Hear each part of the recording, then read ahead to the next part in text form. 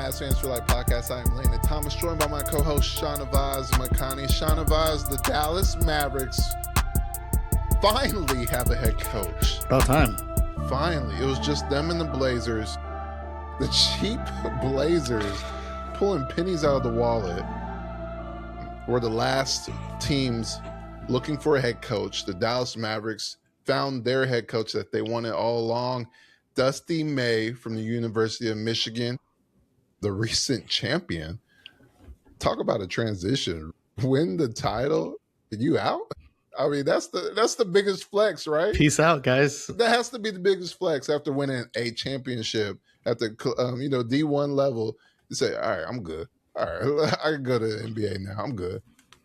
And then we'll talk about the draft results. A lot of conversation on who the Mavs selected and traded for. So, Shahnavaz, before we even get to the players that are, officially Mavericks or have the draft rights to those players, what was your initial reaction to Dusty May? And, what's your thoughts on how he'll do before this franchise? Yeah, I was shocked. I did not expect Dallas to be able to pull a guy like Dusty May. I think him and John Shire's names were the first ones that kind of came out when Jason Kidd got fired. And it was more of a pipe dream at that point. I think it always is when you're talking about successful college coaches, because the college game now is basically the NBA game. When you talk about NIL, you talk about the way you recruit players and the way that you literally can just pay for whatever player you want. Having a head coaching job in college is basically having a head coaching job in the NBA. And I think there's more to being a college coach because of the level, I think, of security that you get. Obviously there's a lot more turnover in the NBA, but these coaches, some of them have high aspirations, and if you can go and get your guy, you go get it. And when you talk about the people that were considered, you look down the list and you've seen Masai Ujiri's hires in the past where he likes to go kind of the unconventional route. And it's, generally somebody that doesn't have experience. And he kind of likes to let them build on their own, obviously with Nick Nurse and Darko Rajakovic now in Toronto. Mike Onori was one of the names that came up for the Mavericks, an assistant coach with the Wolves. He was kind of, him and Royal Ivey, I think, were the two big names from an assistant coaching perspective that hadn't had head coaching experience in the past. But when you talk about Dusty May, you talk about a guy that has won literally everywhere he's been. He was part of Bobby Knight's staff in the 2000s. If anybody that can coach under Bobby Knight, and make it out alive, that's a success story in and of itself. But you talk about going to Florida Atlantic and taking a team that nobody knew to the Final Four, and losing by a bucket, to potentially make the national title game. And then with Michigan, a team that had been a proud school, a proud team that just was in shambles under Juwan Howard. Yeah. A blue blood program that it was looking to get their feet back. Couldn't do anything. And he comes in and turns that entire program around. And within 2 years, he has them winning a national title. And his team was entirely made up of transfers. Not one single person on that team was a Michigan recruit, which is wild. But I think you also have to look at the way that he coached from a advantage perspective. When you talk about all these teams in the Big Ten and even in college basketball last year that went small ball, he decided to go the opposite direction, and he loaded up a front court of Morez Johnson Jr. and a Damara, and nobody could get past it. It was downright dominant from a defensive perspective. And then you add in a point guard like Elliot Cadeau, and you had 3 lottery picks on this team. Let's not forget Yaxel Lendenberg, right? So 3 lottery picks on this team that obviously coached by Dusty May. He's a very analytical guy. He's a young guy. I think he's 49. And I think it makes sense when you talk about, you look back to Masai Ujiri's presser and he talked about, our vision is for the future, right? We're not trying to win now. We're trying to build around our 19-year-old superstar, and we have to do whatever it takes to make sure that we're in a position when he's in his prime that we're winning games. And I think you bring in a coach that has NBA aspirations, that has coached 3 NBA lottery picks now, for a year and led them to a title. You bring him in with a guy like Cooper Flagg, you can grow this organization together. This is a full reset, right? Of culture, of coaching, of everything. And you bring in your coach and your best player and you let them grow together, and then you build the pieces around it. I think it's a great hire. I don't think anybody expected it. I certainly didn't. I thought they were going to go the assistant coach route, and Mm-hmm. I don't doubt that John Shire was number one on their list, but Dusty May was a close second. I bet, and he's coached Cooper Flag before in high school kind of prep rounds and stuff. They know each other, and so I think it's a great hire for the Mavs when you talk about looking towards the future and resetting the culture of the team and building from the ground up. I can't think of a better guy than Dusty May to come in and lead the franchise. Yeah, I agree. Totally shocked. No matter who is new in the front office, they still keep it hush hush.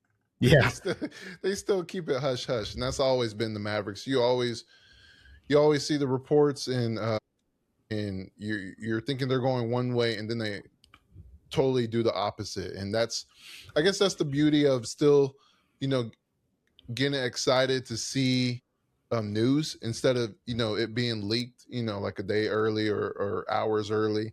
And I think Dusty May, you know I think that's a great hire.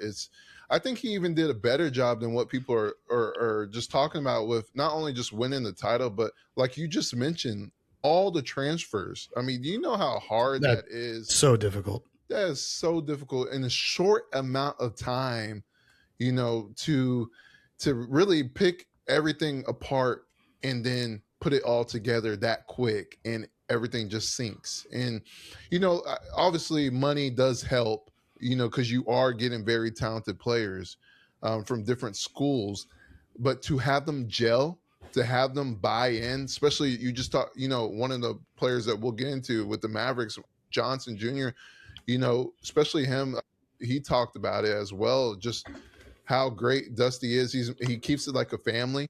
He talked about it today, and I think that's huge because when you're coming to a program, especially when they're paying that much money to get you there with NIL, you usually come in there saying, "Hey, I'm getting ready for the draft. I'm gonna get my buckets, and I don't care." You care what the buy-in, the system is, and stuff like that because you want to win. But at the same time, you're going there to make money, and you're going there to prepare yourself as much as you can for the next level. Because that's what they're paying you all this money for.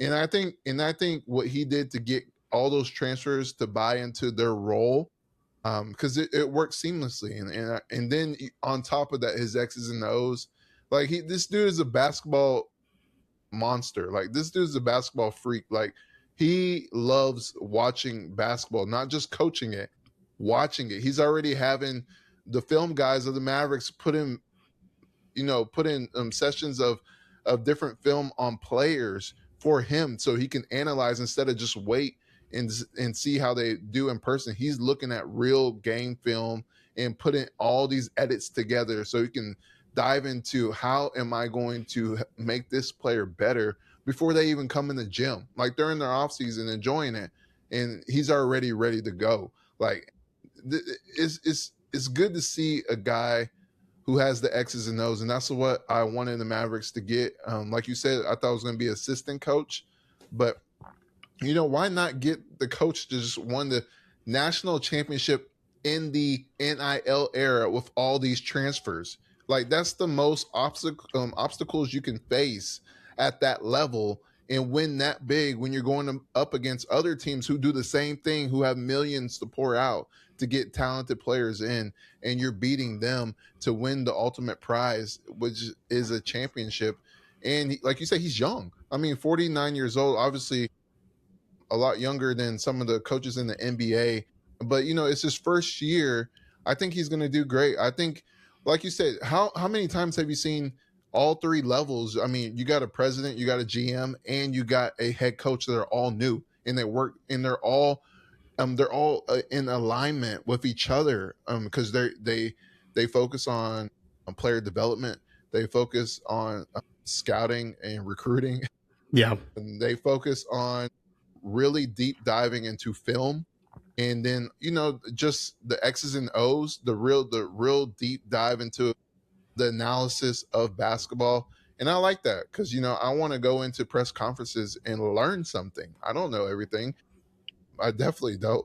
But it's just good to have someone that can explain and break it down where you're walking out of the press conference like, okay, that makes sense. Wow, that's why he did that. Even though it didn't work, or it did work, that's why he did that. Yeah, and you brought up a good point. I think, a lot of it is alignment across the board with Masai, with Mike Schmitz and Dusty May, right? And this front office feels like for the first time in a long time where we have one that these rumors that come out and these things that slip up in the media. I mean, they go the complete opposite way. It's like they're all smoke screens, right? Which is refreshing to see that otherwise, other than, as opposed to like everyone knowing your business and everyone knowing what you're going to do. Yeah. They all think alike, and I think they all have kind of the same, outlook on what this team can be. And you look at it from, a Dusty May perspective, you bring in, even before the draft, I know this move, I know the coaching hire was announced earlier this week, but to me, this has been, I feel like they've had this done for a while. It's just, they were ironing out the details, but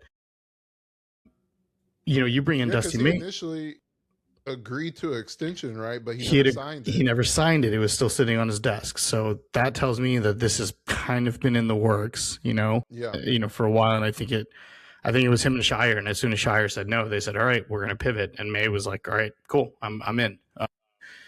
And so, you bring in a guy like Dusty May, and even before the draft, you're talking about a guy that can come in and start coaching a 19-year-old who technically should have been in this draft, right? So should have been a freshman in college last year when he was a coach, and then also a guy who he probably, a kid who was in college and is going to get drafted. So two guys that he can build up, from the ground, like instill his philosophies and still, leverage the player's strengths, but then also utilize his basketball mind and his basketball knowledge to be able to mold them into what's going to make them successful players and build them together, right? We've seen the chemistry of when you draft two players in the top 10 together, or two players in back-to-back drafts. As you build up that team, we've seen what that chemistry can do, right? We've seen it in Golden State with Steph and Clay. We've seen it in Boston with Jaylen Brown and Jason Tatum. Like, this is the Mavs' chance now, where you've got back-to-back top 10 picks, the same front office, the same general manager. You're not trying to build around somebody else. You're trying to build around these two guys, right? And that's going to dictate everything going forward. So a really, really cool opportunity, and if you're a Mavs fan, you should be excited, because, this isn't, it feels like obviously bringing in Rick Carlisle was awesome, because he had been, he had taken a team to a championship before. Obviously he had played in championship games.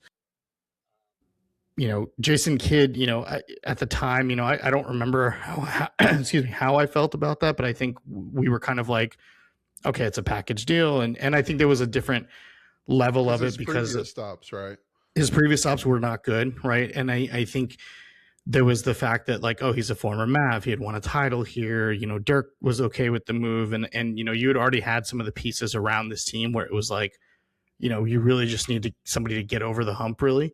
Yeah. This feels fresh. This feels like we're laying the foundation for something. And it's got to excite you as a Mavs fan, because now you can really dive in. Now that, you've got the coach in place, you've got the superstar in place. Now it's okay. How do you put the pieces around him?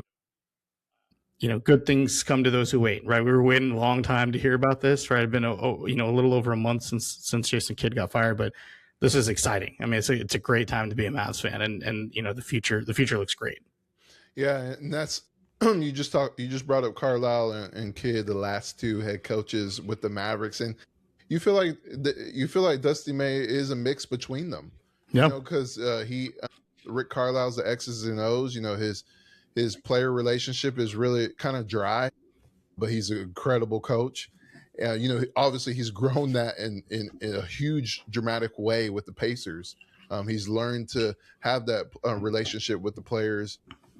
And then you have a players coach in Jason Kidd. Everyone loved to play with Jason Kidd and watch them play as a kid, and no pun intended. And he had that relationship with the players that it's hard to do. He really had that connection with those players. And then you have Dusty May, who has both. When you hear his players talk about him, he's a players coach, but he also is really great at X's and O's too. So, I mean, that's what I talked about last week, or the last episode, where, you want a mix of both. You want a guy who can who can really defeat the other coach on the other end and outcoach them. But you also want a guy who the players want to fight for, no matter if they're not playing or not. That's a real genuine coach that you want to run through a brick wall. And especially with Johnson, he's talked about it. He's talked about all those things, that he is the coach that you want to play for, and all the things that he's done for him, personally, and then just what he's done as a whole is put him in the right position. I think it's a great fit, but obviously we have to see what happens. Because it could be anything. You really have to wait and see how it really goes. The first few games, the first half of the season. How long do you think it takes for someone to really assess the projection of a new head coach? Well, see, I think it's a different situation with this team because, so number one, obviously the history of college coaches coming over to the NBA is not good, right? We've seen there's very few success stories. Larry Brown, Brad Stevens kind of come to mind. But from everything you read, this is much more like the Brad Stevens move than it is like the John Beilein move when he came from Michigan to Chicago or Cleveland, whichever one he went to in 2019. This is much more Brad Stevens-esque than it is anything else. But with this team, it's very different because you're talking about a team that's not constructed the way that that they probably want it to be. You have to go through, obviously you go through the draft period. Now you get into free agency. Now you get into trades. Do the Mavericks make those moves now? We thought they were going to make trades during the draft. And we'll get into that. We thought there was going to be, is Clay going to get moved? Is Gaff going to get moved? PJ, Caleb Martin, all these guys, and here we are, they're all on the roster. Right. And so it's okay. Well, what does that mean? Does that mean that, they weren't looking to move them? The deals maybe weren't there, or, the Giannis domino finally fell, right? As now, Giannis falls and now you see, okay, Charlotte, Minnesota start making moves. Now you're going to start seeing the ball moving a little bit more with respect to teams. Free agency opens up Tuesday. So what does that leave the Mavs, right? Like what kind of moves can they make with teams that get left out of free agency? So I think until the Mavericks kind of figure out what they want their roster to be constructed look like, it's going to be really hard to evaluate. But I think the biggest thing is going to be to watch the young guys, right? Yeah. You watch your two, kind of building blocks, 3 building blocks, if you include Derek Lively, and kind of see their progression, right? I think that's going to give you the first kind of glimpse into what Dusty May is doing for this team. And I think that's going to take at least a year. I mean, you can't evaluate a coach that way. This isn't a Brooklyn situation where they're going to fire Steve Nash, 50 games into the year, or anything like that, or a LeBron situation where he wants a new coach after a year. Like, this is going to be a process, and I think we have to be willing, I think Mavs fans have to be willing to wait and kind of enjoy the ride, because it is going to be a process. This is not, this isn't a team that's going to be expected to compete. They may, they're, who knows, right? But you're not expected to make any noise in the Western Conference. You're expected to grow, and develop Cooper Flagg and Morez Johnson and Derek Lively and Max Christie and some of these young guys. So it's going to be really interesting to see, because there's still a lot of moving parts. But my goal is going to be focused on the young guys and seeing how their games have grown from last year, under Jason Kidd, to now under Dusty May. And over the course of the season, do we see a little bit more out of these guys that maybe we didn't see before? Things that we wanted to see Derek Lively shoot more threes. Is that going to be a part of his game now? Right? Like, how does Cooper Flagg's 3-point efficiency look? How does his ball handling look? Like, I think those are going to be the things that I'm going to be wanting to pick up on and say, okay, I can see Dusty May's influence on that now. But is that more player development? Obviously that's a huge layer of Dusty May when you assess how he is as the head coach. But what about just overall game adjustments, X's and O's, rotations, after timeouts, those plays that he's dialing up, clutch games. The Mavericks had the most clutch games last season. Yeah. How long does that take a year? How long does it take you to assess?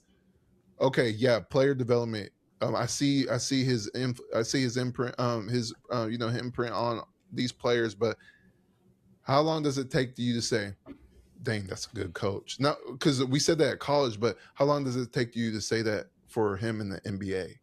Yeah, it's a good question. I feel like for Mavs fans, it's going to go back and forth, right? The first time we see like a really cool after timeout play drawn up and the Mavs hit like a bucket, we're going to say like, oh my God, we haven't seen that in years, with Jason Kidd struggles. And then the second we see a bad one, it's going to be chaos.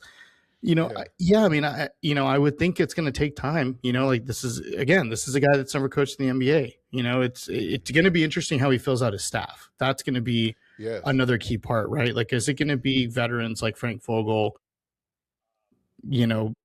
still on the bench that are going to kind of help him and kind of navigate that? Or is he going to bring in his own guys? Like, that's going to be interesting to see, because you, as a new coach, especially new to the NBA, you're going to want to lean on your assistants for help, right? Yeah. And we've seen new coaches have success. We just saw JJ Redick have success in his first couple of years with the Lakers, right? So it's not we have veteran coaches. They have, exactly. So and he had Scotty Brooks, Nate McMillan. Like, you've got to have like these guys that have coaching experience, which is why I wouldn't be surprised to see Frank Vogel still on the staff, and Jay Triano. And I think Dusty May and Jay Triano have a relationship before, so it wouldn't shock me to see them back on the bench. It's going to be interesting because it's definitely an adjustment, but the college game has changed so much where, a lot of the NBA's influence has trickled down into college. And so I don't think the transition is as difficult as it used to be. It helps to have guys like Kyrie and guys like Masai Ujiri and Mike Schmitz who've been around the game a long time. So I expect there to be a lot of collaboration. I don't think this is hey, I'm in the front office, I'm up here, you're the coach, you're down there. There's going to be a lot of collaboration between Masai and Mike Schmitz and Dusty May. Yeah, it's going to be an experiment, but I think the outlook, the future outlook, and I think the potential is there, and I think you have to kind of hold on to that. There's going to be bumps in the road, like with anything new. Yeah. But I think you're going to see very early on some key moments where you're like, okay, like if they can just get that, they can figure that out. Like that one issue, or like if they can keep doing that, they'll be successful. Like you'll start to see it very early on, I think. Agree. Shahnavaz, the draft results from the 2026 NBA draft with the Mavericks. Go ahead and break down the picks, and then also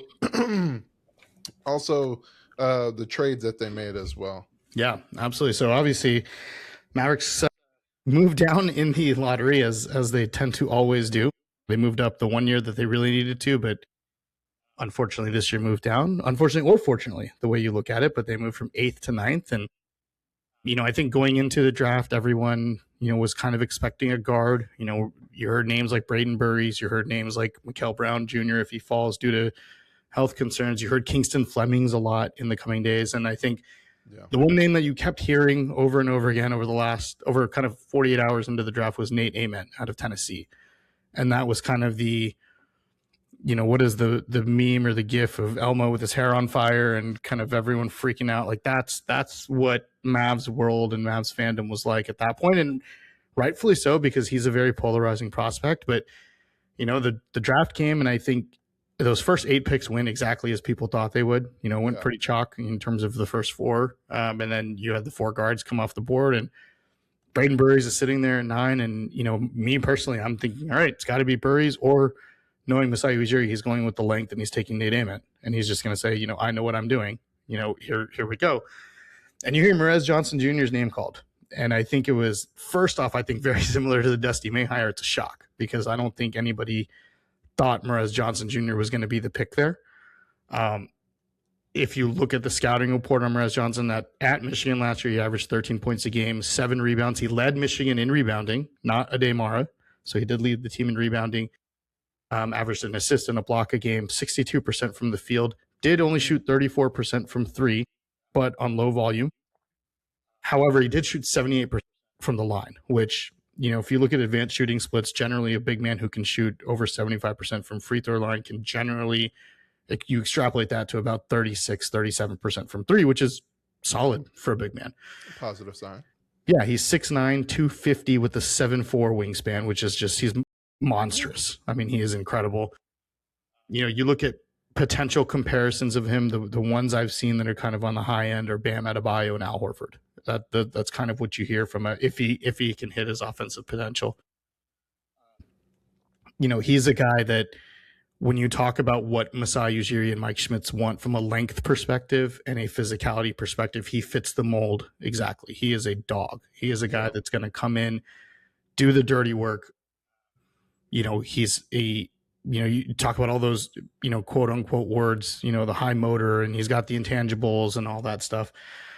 This guy is elite at rebounding. He's a great defensive player. He's extremely competitive. I think the one thing that when you look at Morez Johnson Jr., the biggest compliment you can give him is what Dusty May said a few months ago on a podcast, where he was asked, like, if you ran into trouble against a certain team, like, what would you do? And he was like, I'm just happy that I can say that I have Morez and they don't. Mm-hmm. Like, for a coach that has 3 lottery picks, for you to say in the middle of the season that I've got this 18-year-old kid or 19-year-old kid, and that's it, I know I'm good, that's high praise. Yeah. So, he does have some weaknesses, from an offensive perspective. He's not really a creator, obviously. Can't handle the ball well. He has come out and said that he just didn't show off his shooting touch, but he's been working on it. There's, he worked on it a lot at the combine. There's videos where you can see of him nailing down some threes. I think from the Mavericks perspective, you look at this pick and again, we go back to this. It's setting the foundation of your team, and it's what do you want to be in a few years, right? You could have taken the guard at 21, or excuse me, the 21-year-old guard at 9, Braden Burries,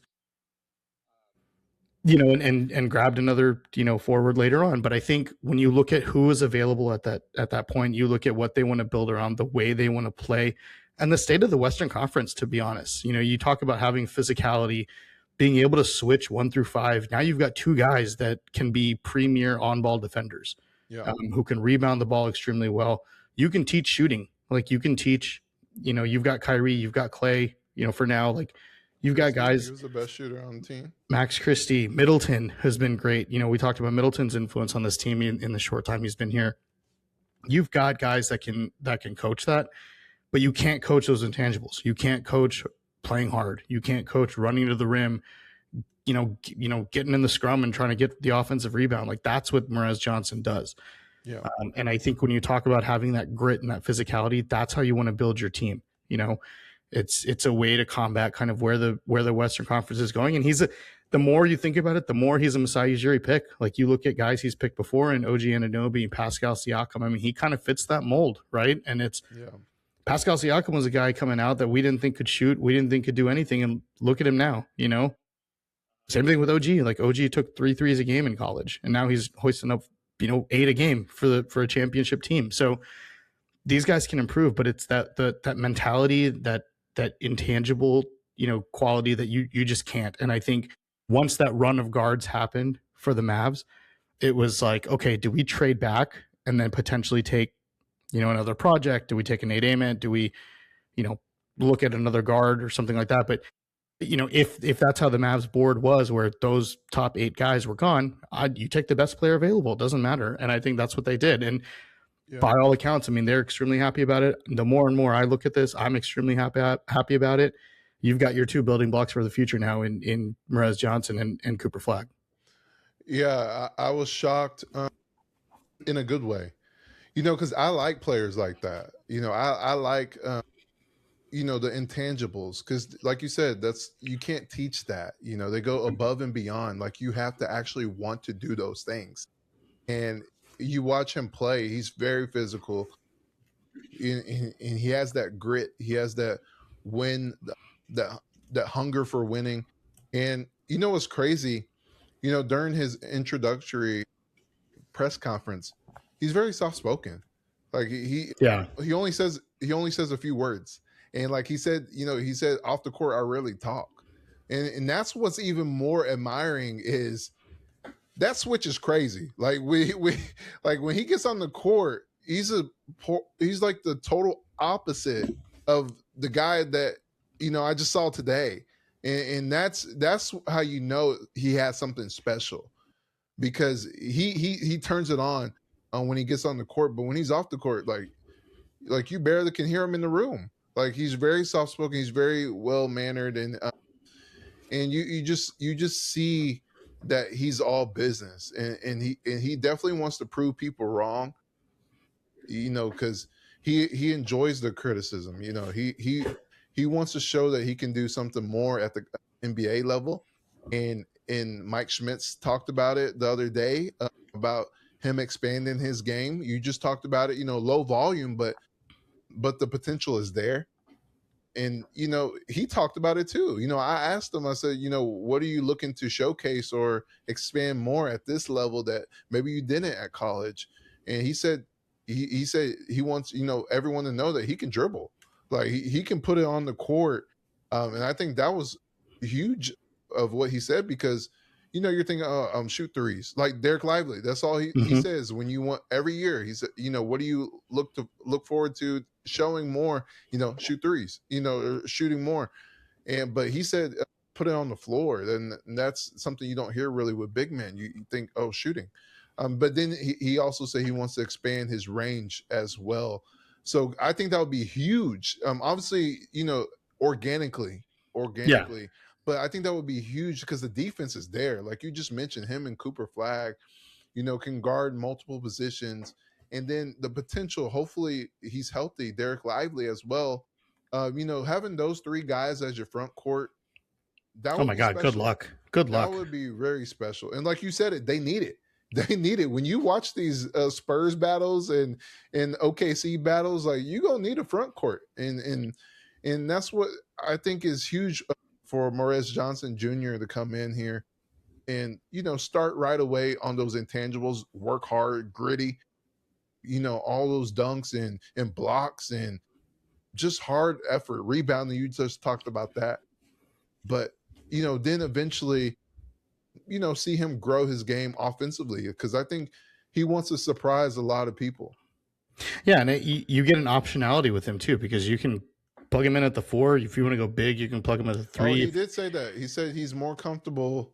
Well, he said he's comfortable at both, but he's more comfortable at the 4. Which is what I would expect, right? I would expect Coop, Morez, and Lively as your starting front court. But if you wanted to go small ball, you could throw him in at the 5, like totally. Easily. Like I think you get, and I think in the NBA in particular, and this has been the case in my mind for a long time, it's very hard to find good wing defenders. Like it's very hard to find very good on-ball wing defenders. And so when you can get one that's sitting there, that's arguably the best defender in the class, the quote unquote, the best big in the class. I mean, you look at all the draft pundits and experts and analysts out there, they love this pick. Like this is a sweeping, resounding victory for the Mavs to be able to take him, and whether they could have traded back or not to get him, we'll never know, right? But if you like your man, you take your man. At the end of the day, if that's who you want, that's who you want. And I think the intensity matches the intensity that Cooper Flag brings as well. Like on some of those dunks and rebounds and blocks, like you've seen the emotion that Cooper Flag has. And I think you're going to see that. We've seen it with Morez Johnson. You'll see it again.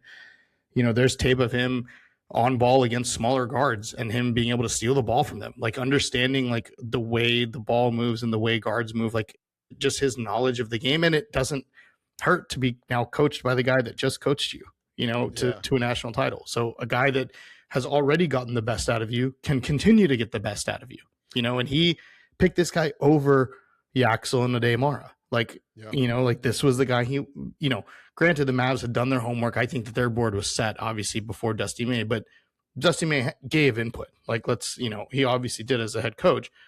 This clearly input on the players, but input from other teams on who else wanted him. Right. And so if this was clearly his favorite guy, that should tell you a lot, that the 19-year-old kid was his favorite, was the one to take.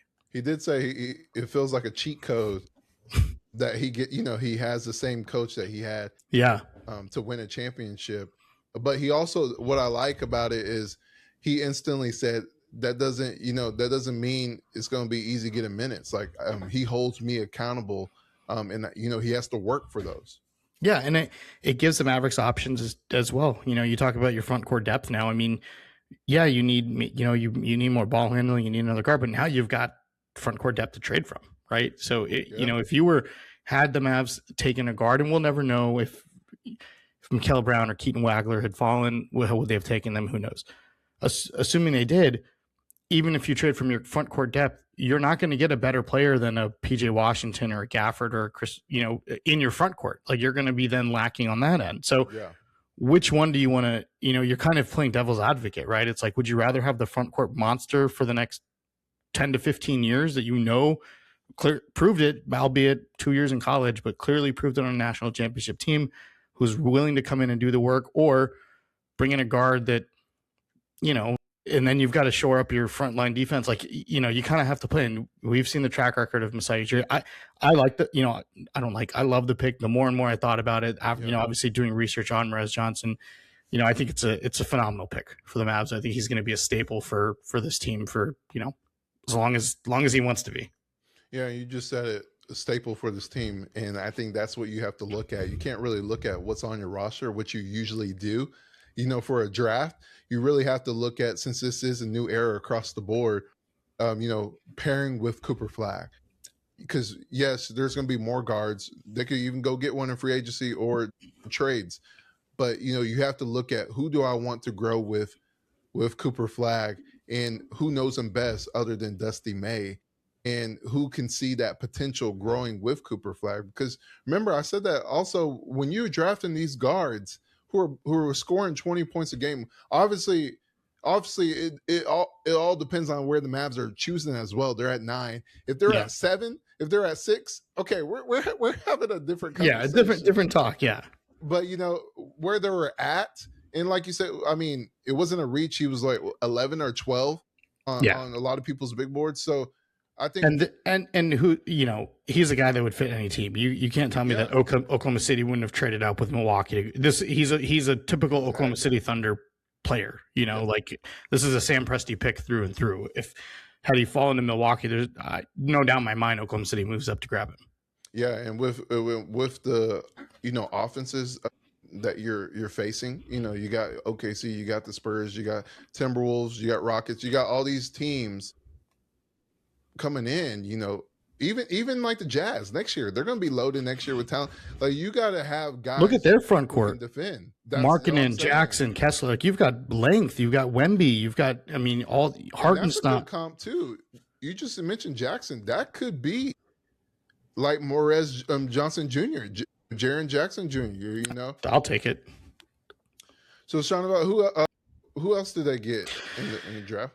Yeah, so the Mavericks also had the 30th pick in the draft, courtesy of the Anthony Davis trade. So originally the Mavericks had taken Koa Pete out of Arizona, a guy that was originally projected to go much higher, but didn't have a great year last year for Arizona.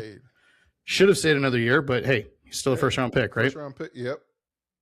However, so this goes in, the draft ends, and you and I are talking, and all of a sudden you text me, and I start looking at my phone, and I freaked out because the one guy that I desperately wanted to fall to 30 that I really wanted the Mavs to take was taken at 25 by a young gentleman by the name of Sergio De Larrea. He's a combo guard out of Valencia basketball, which is over in Spain. The Knicks had taken him. Actually, the Lakers took him at 25, traded him to the Knicks, for Cameron Carr, which I hated the fact that the Lakers got him. Yeah. So the Knicks took Sergio, which, and then obviously you kind of hear that, he's going to stay overseas. His team's playing for the EuroLeague title last night. It's great. And then all of a sudden after the draft, there's a notification that comes around that Dallas Mavericks have moved from pick 30, had sent pick 30 and extra second rounders, sent Koa Pete, the number 30th pick, in a 3-team deal to get Sergio De Larrea from the Knicks, while Koa Pete went to the Phoenix Suns, which means Sergio De Larrea is a Dallas Maverick. Technically, the Mavericks picked at pick number 25. Well, it moved to a 4-team with the Lakers. That's right, yes, in the Cameron Carr deal, right. So the Mavs technically drafted at 25 when all is said and done. Sergio's a guy that's been on the international radar for quite a while. He's 20 years old, won't be 21 until December. But he's been, when you talk about international scouting, him and another gentleman that we'll talk about later have kind of been the cream of the crop when it comes to players that potentially could make the jump to the NBA. We all know Mike Schmitz's background in international scouting. Mm-hmm. So it really felt like it was Masai picks one, Mike Schmitz picks one, Masai picks one, Mike Schmitz picks one, the way that the draft went. But this had Mike Schmitz written all over it. When you talk about the measurables of this kid, he very young kid who only averaged about 10 points a game, 3 assists, but shot 45% from the field, shot 41% from 3, and 83% from the line in EuroLeague play, which after the US, the EuroLeague is the most competitive league in the world. Measured 6'6" barefoot, 6'7.5" with shoes, 204 pounds, and 6'9" wingspan. You're talking about a guy that shot about 48.3% on catch and shoot threes. If you watch tape on him, very, kind of lanky, kind of tall, dribble moves. He's got a very strong sense of basketball in terms of where players are on the court. He will remind you, unfortunately, of a certain former Maverick that now plays for the Lakers when you watch tape on him, just because of some of the passes he makes, some of the shimmy moves that he puts on defenders, which makes sense because he's plays in the EuroLeague, much like Luka Doncic did. That's kind of, the idol over there. The some of the weaknesses, he was not a great 2-point shooter inside the arc, only shot about 26% on his shots and was really bad on his float game. But again, only 20 years old, a guy that can step in and play guard for you. He's a guy that I know a lot of Mavs fans wanted. A lot of international scouts were clamoring as like, this, you got to get this guy, like get him, develop him. Like he's going to turn into, whether it's a Bogdan Bogdanovic or Ricky Rubio, like a really solid NBA player, And I think when you bring in, you talk about a guy like Mike Schmitz, who's has a track record of drafting international players and really scouting them pretty well. This was a guy that I desperately wanted. So I was very, very happy when the Mavericks got him. He's been a Mavs fan for a long time. He did an interview a couple days ago where he talked about even when the Mavs were bad, he loved them. He's a big Dirk fan. His team did win the EuroLeague championship last night, which is awesome. And so now the question becomes, will he come over? By all accounts, it sounds like he will be coming over to the NBA. Whether he plays in Summer League or not is still up in the air. Whether they stash him is still up in the air. We don't know for a little bit, but I think based on the conversations I think the Mavericks are having, it sounds like they're going to try to get him over as quickly as possible, kind of integrate him. And who better to learn from than Kyrie Irving? If you're a guard in the NBA, I'm super excited about him. He looks like so much fun. I think he would make a really, really cool pairing with Coop and Morez. Yeah, for all those things that you just said, it got me excited just listening to it. I mean, obviously, more about his game than I do. I assessed it from the draft profiles from the different websites, but just from just highlights and stuff. I think it's exciting. I think it's nice to have an exciting player in that guard spot. And like you said, who better to learn from than Kyrie if he comes over? Hopefully he does. I mean, the Mavericks need him. That's another thing. The Mavericks need him, a guard with size. That's the thing, is obviously we just talked about Johnson. I mean, and he has a 6'9" wingspan. Sergio has a 6'9" wingspan. I think, you have to have a guard, and they got their guard. And I think he was ranked, I think the highest on one of the mock drafts was 20. Mm-hmm. Yeah. So they got great value. A lot of mock drafts I saw, he was a late first rounder. So the Mavs got him right around where he was going. That 20 to 28 range, I think, was kind of where the projections lied. Most of them. Yeah. And I think it'll be nice to see him come over because, that's going to be tough for Nembhard because this front office likes length and positional size. You saw in the draft with their picks and what they talked about. Because Nembhard, he played really well, but you could see a guy like Sergio come in here, and if he's ready, you can see him be the backup point guard to Kyrie. Oh, without question. And have him grow and learn from Kyrie. I think that would be special. I would love to see him come here next season. Yeah, hopefully it happens. I mean, he would be an awesome addition, especially for a team that potentially is just trying to get their feet under them, right? As a bunch of young kids, let them grow together, right? Let him, Coop, and Morez grow together, get that chemistry right. So when it does come time to compete, they're ready to go. And he can shoot. So you can shoot the lights out the ball. He can shoot the lights out the ball. He can play, and he can play both guards. So I think that's what we wanted. We wanted to see them have a guard who has the potential to play both positions, so you can learn behind Kyrie, but then you can also play with him when you need shooters. So I think that would be special to see, like you mentioned, him to grow with Cooper Flag and Morez Johnson Jr., where you can, and Max Christie, like you can, because obviously that might play into it more than we think. Max Christie might say, "Hey, I'm here too." Like I'm here. I can be the 3-and-D that y'all need in this lineup. Because everybody can't score, especially got Kyrie back. So Cooper and Kyrie. Now I got 3 defenders, like 3 solid defenders around them. You're going to need that, and I think it's also a joy where he can play off of Kyrie as well, or just take the ball when they need it. Yeah, and I think we forget that Max Christie's still only 23. Yeah. Like he just turned 23 a few months ago. So I mean, he's still he's younger than Yaxel Lendenberg. Like still a young kid. Do you associate him with the young core, or is this a make it or break it season for him? It's a good question. Because he shot so well last year, but it still feels like it could be both. I feel like he would be best served as a 6th man. Like I think he could be the 6th man on a contending team. Like that seems to me, I don't think the handling is there, and I don't think the athleticism is there to be, kind of a consistent starter playing 30 to 35 minutes a game. Yeah. But for 25 to 30 minutes off the bench to come in, kind of like we wanted Clay to do, just come in and shoot, Yeah. Like he can do that, right? I mean, and he can play. I wouldn't say great, but he's a good on-ball defender, he's not the best, but he's better than, what the Mavericks have had in the past. He's kind of everything we wanted Josh Green to be, it's kind of that. But I think Josh Green obviously had more athleticism. I think Max is more of a finesse player, which kind of, especially when you talk about how Masai wants to build this team.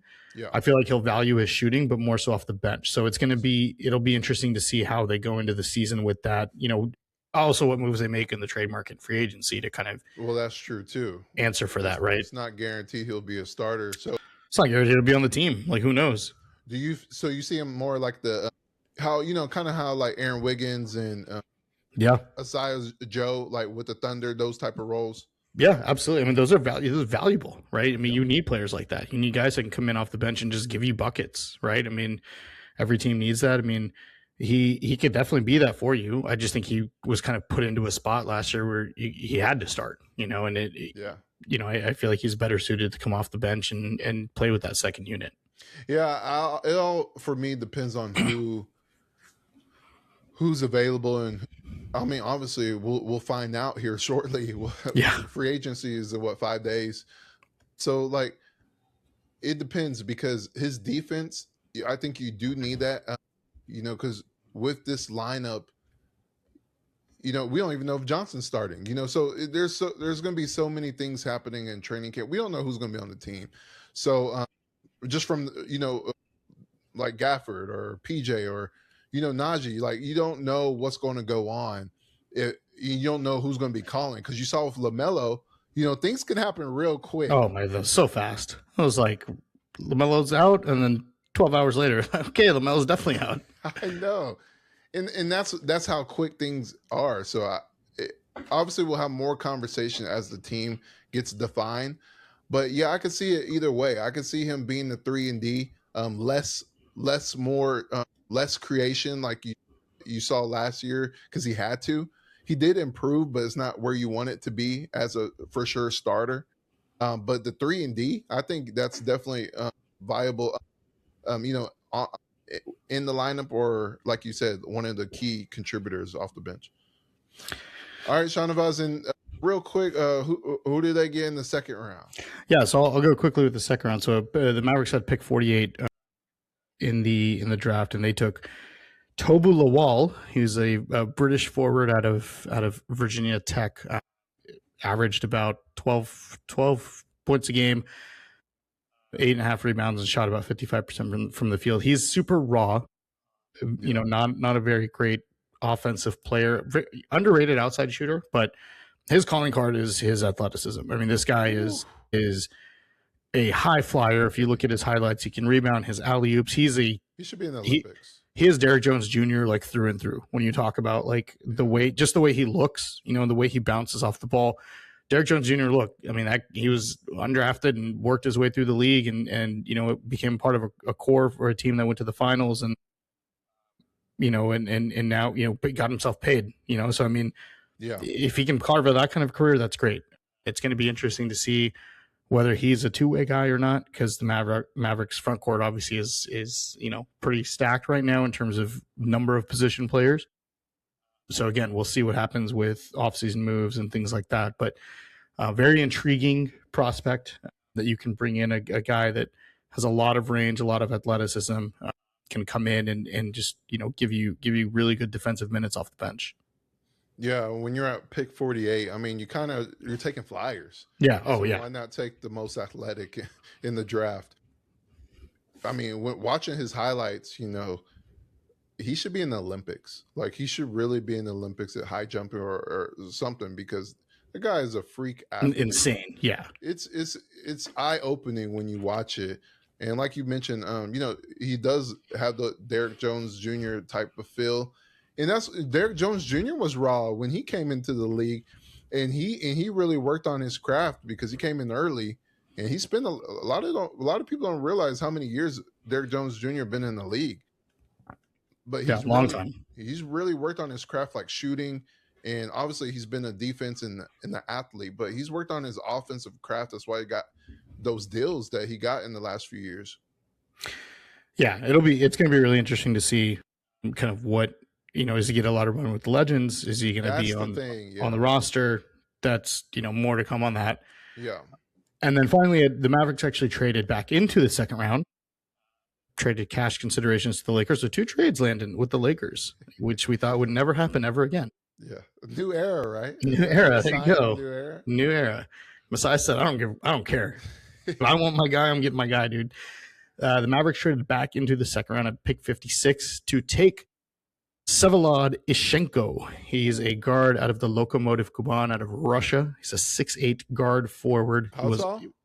6'8". Another tall guy. Nobody shorter than 6'6", 6'7" in this draft. Was an all-star in Russia's VTB league and actually took home the league's Young Player of the Year award. Question is, of course, does he get drafted and stashed? He is also another one of those guys when you talk about the names circling in the international scouting world and the international scouting pool, his name was right there with Sergio De Larrea. It was right up at the top as this guy is a knockdown shooter. I don't know what it is with white Europeans or white overseas players, but everyone comps him to Luka. He's not, the size is there. The inside game is there. The shooting is there. Obviously, he's a huge, rangy defender. I wouldn't make those comps, but this was a guy that had been on the board for a lot of draft analysts as a sneaky pick in the second round. This was a very, this guy's going to go late second and somebody's going to get a steal. And you heard a lot of, this is a Mike Schmitz pick. Like this, even before the draft, it was the Mavericks are going to take him at 48. Like this was a total Mike Schmitz. I know the international game. I know it more than you, and I'm going to take him, and I'll stash him for a year, and I'll bring him over, and then watch out because that's his MO. He's always been a great international draft, and draft Wemby. Analyzer. Yep, he was the first one to call out Luka. He had Wemby. Found Wemby before a lot of other people did, and so this guy can drill it from deep. So you're talking about another lengthy guy, another guy that can shoot the cover off the ball.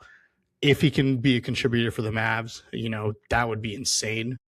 Well, I don't think it's going to be. I think out of between him and Sergio, I think he's the one that gets stashed for a year. And then we see kind of, where the Mavericks go after that, after they do some roster moves over the next year or so.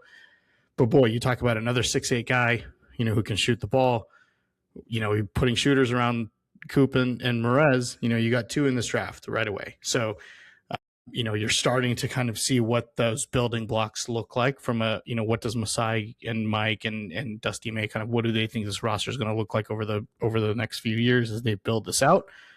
It's going to be interesting to see. But boy, you talk about overall draft for the Mavericks really was unexpected, I'll say, but definitely, a great draft when you talk about the way that you want to build your team, the way that if you want to put the studs in the foundation, this is the way you do it. and you're not trying to accelerate things, you're trying to build things from the ground up. And I think this is the best way to do it. If everything goes well, I mean, this should work out great for the Mavericks. And, now they've got work to do from, in the offseason, the trade market, free agency. Like, that's going to be interesting to see what happens over the next few months. But, the hard part, or at least this part is done, right? You've got your core, you've got your foundation, you've got your coach. Now it's time to get to work.